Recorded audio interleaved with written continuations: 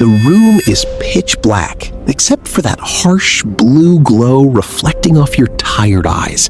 It's 1:14 a.m. Your thumb is moving on its own. Flick, scroll, pause, flick. Your heart is racing with a low-level anxiety you can't quite name, yet your body feels paralyzed, pinned to the mattress. You told yourself you'd sleep 2 hours ago, but here you are, trapped in a digital loop. You feel less like a person and more like a puppet being jerked by invisible strings. There is a hollowness in your chest, a quiet screaming that you're trying to drown out with 15-second clips and lifestyle aesthetic photos. But beneath the scrolling, there is a profound exhaustion. This isn't just a bad habit. It is a cry from your soul, a soul that has been exiled into a warehouse of noise and is desperately trying to find its way back to a silence it hasn't felt in years. What you are experiencing in those early hours is what the great mystics call being an unconscious automaton. You aren't failing because you lack willpower or because you have a flawed personality. You are simply stuck at level 1 of the soul, Nafs al-Ammara, the commanding self. At this level, the self is like a wild animal, driven purely by instinct, with no awareness that it is being driven. It operates on a mechanical program. Pursue immediate pleasure, avoid the pain of your own thoughts, and protect the ego at all costs. When you are at this level, you are reactive, automatic, and mechanical.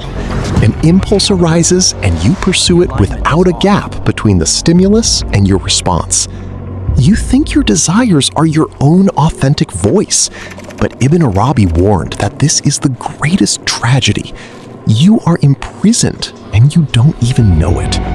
Your 1 a.m. scrolling is the Nafs trying to fill an emotional emptiness with distraction and preoccupations that act as fuel for a fire that only obscures your true nature.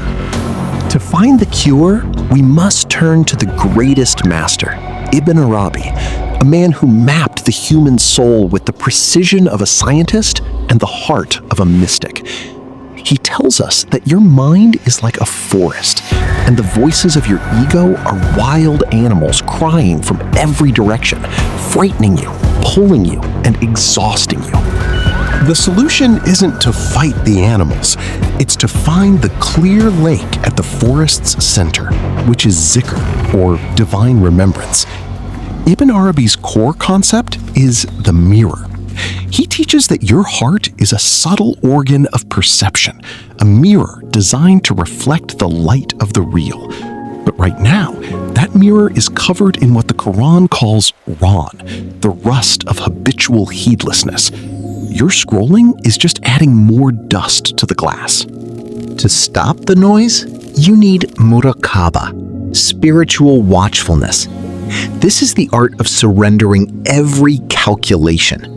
Most of your burnout comes from the mind's endless planning of the future, questioning the past, and judging the present.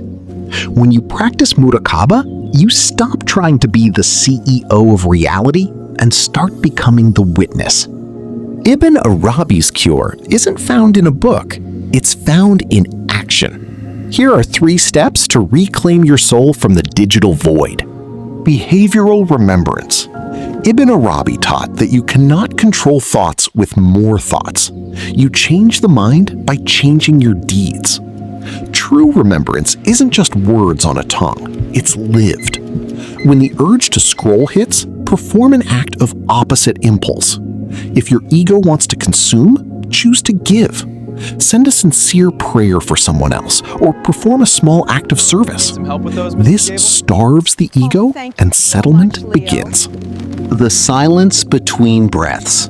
This is a high spiritual station where you monitor every inhale and exhale. In those moments of 1 a.m. restlessness, put the phone down and focus on your breath. Ibn Arabi suggests that a heart present with God during the breath leaves no room for human habits to distract it. If you can't be present for a whole hour, be present for one breath. The mirror of realistic istighfar. Most people think istighfar, seeking forgiveness, is about guilt. But Ibn Arabi and his students saw it as a mirror of reality.